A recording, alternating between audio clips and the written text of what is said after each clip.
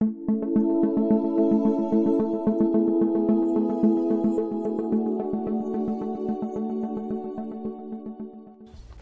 I see you've brought another model along. Can you explain how that works and more importantly, where the muscle is on that model? Yeah, I love this model. It's really old. It belonged to my grandfather and he's long gone and it's held together by super glue. But it was a model used to teach a GP how to do a smear.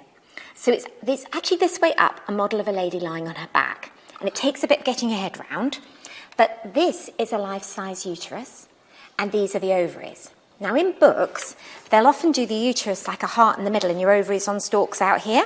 But in real life, it's all tucked back and it's much smaller than you might have imagined. So they'll tell you that your uterus is like a small pear. And I think that's a really stingy pear. You know, it's really quite little. And when people have a hysterectomy, they sometimes worry, what will go in the space when they take my uterus out? But it's really not very big.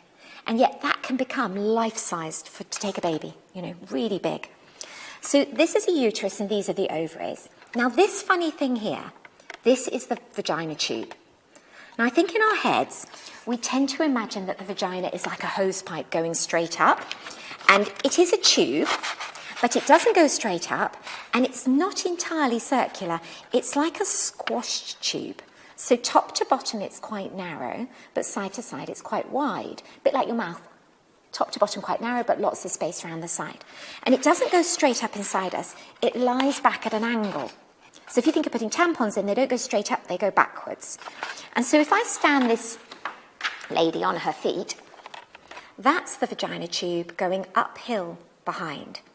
And the weight of the uterus and the ovaries, and this is the bladder here, tucked in here in front, behind the pubic bone, that's carried by the top wall of the vagina, which they call the anterior wall.